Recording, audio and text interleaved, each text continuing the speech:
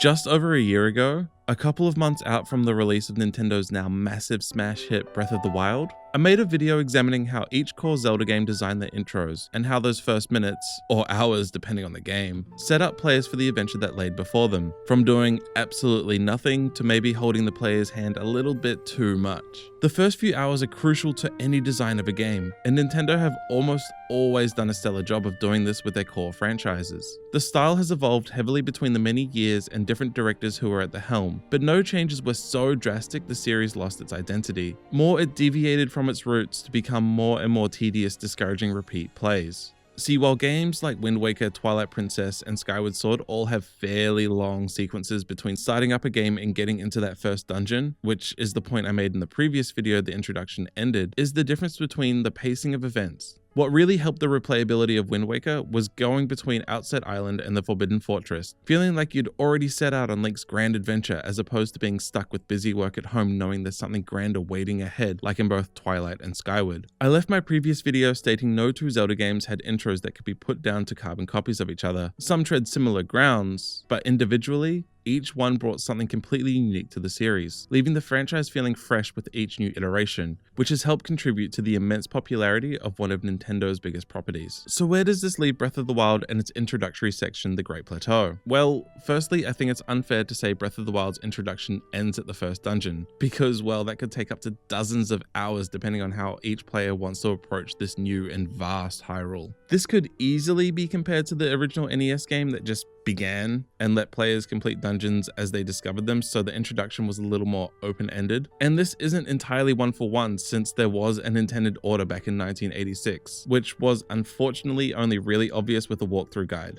In reality, the Great Plateau is more in line with the Nintendo 64 outings Ocarina of Time and Majora's Mask, complex and filled with extra content outside of what's intended to be learned by players, but also filled with shortcuts for those on repeat playthroughs to get it over as soon as possible. With one great exception. The shortcut isn't a way to farm rupees quicker for the Deku Shield, or a song to pass time quicker. It's player skill and knowledge carrying over. And with that, let's take a look at how the Great Plateau works.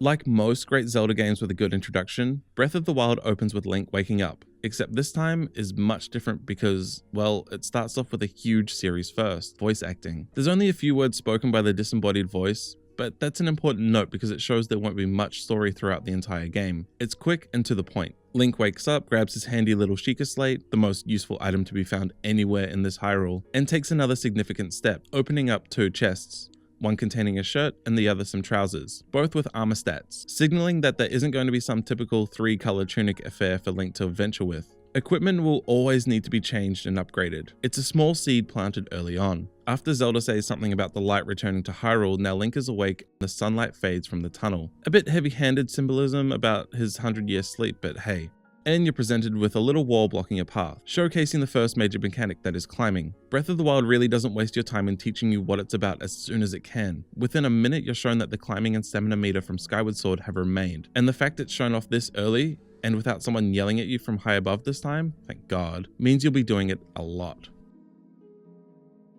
A lot of things have pointed to how Breath of the Wild has switched things up from previous games, but for me, the biggest indicator of this is the sweeping shot of Hyrule's vastness just outside of the Shrine of Resurrection. Every previous game kept its scope hidden from players until Link himself had earned the right to know just exactly what is at stake here. Wind Waker makes you sail from Windfall to Dragon Roost Island, but it's not under your control. You can't fully grasp the size of the Great Sea. Ocarina of Time and Twilight Princess kept Hyrule hidden away until you dealt with their first dungeons. And Majora's Mask saves the reveal of Termina until you're back in normal form. Breath of the Wild wants you to know it's a big game immediately and that you're going to be here for a long time because really, this is just Hyrule from your current view.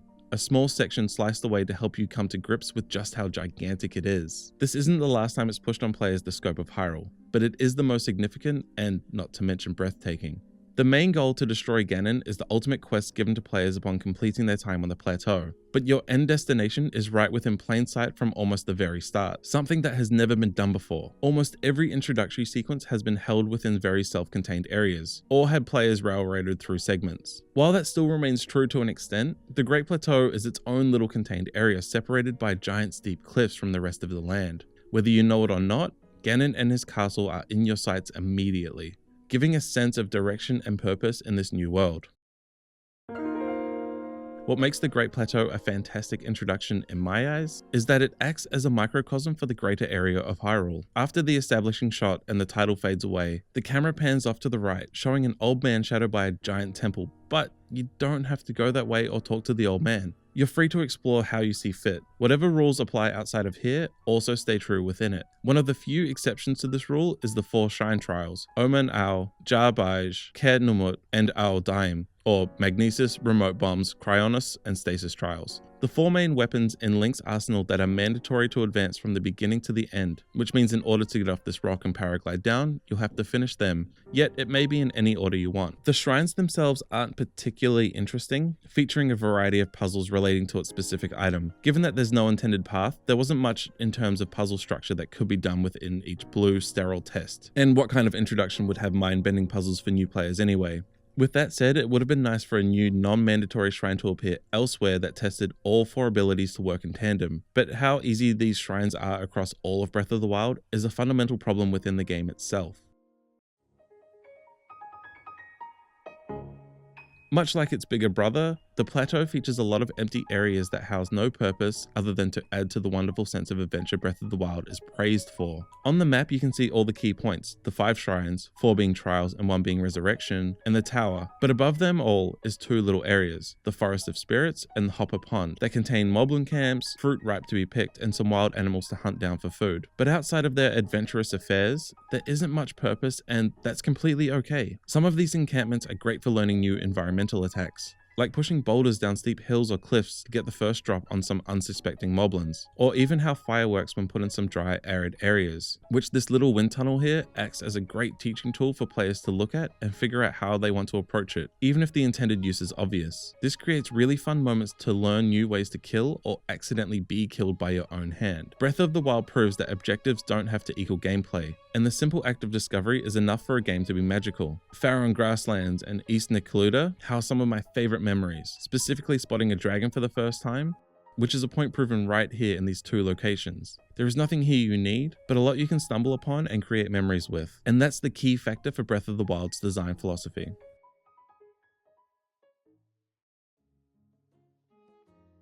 One major point that sets the Great Plateau apart from its bigger landmass sibling, and something that makes its design slightly more balanced, is difficulty. All enemies sectioned off high up on the cliffs are tweaked perfectly to be easily combated with Link's limited arsenal, and presumably player knowledge. There are no silver moblins that appear out of nowhere. Seeing as blood moons, that ominous mechanic that respawns enemies at randomly higher levels, don't occur until you have descended down to begin the real journey to destroy Ganon. There's no risk of this ever happening. There is, however, a mini world boss in the form of a stone talus, secretly hidden away up near Hopper Pond, which can give some significance to that empty area, but as it's optional, it serves as a nice little tip that bigger and unexpected enemies aren't mandatory. Of course, this all makes sense, given player agency dictates direction, and since it's impossible to completely fine-tune the greater Hyrule, here is the one time that can be achieved. I just thought it was worth noting that amidst the sea of uneven fighting, there is one place Breath of the Wild gets it right.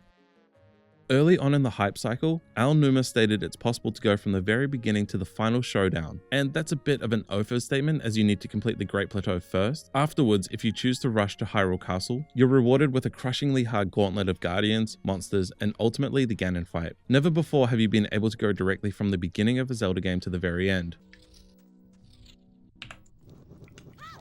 Well, you know what I mean. What's strange to me about this is, if you do everything as intended, that is, defeat all 4 divine beasts, stock up enough hearts to wield the Master Sword, and beef up Link's stamina, the Ganon fight becomes almost trivial, with the 4 champions lessening Ganon's health significantly before the fight. It's a strange way to present a difficulty curve, but as I said, this game has no semblance of understanding difficulty anyway, so it's not all that surprising. With all of that said, I think the Great Plateau does a wonderful job at setting players up for the greater adventure that lies before them. It introduces almost every mechanic from weather conditions to gathering, and the different style of gameplay players will face out on their own, with the exception of blood moons, some arrow types, and dealing with Death Mountain's off the charts heat. But what would be the fun in teaching everything? It's a fantastic new direction not only for Zelda games as a whole to go in with this new open world style, but the little mini version is a wonderful new addition to the introductions that I hope we'll see a return from, or at the very least, see borrowed in future games to come.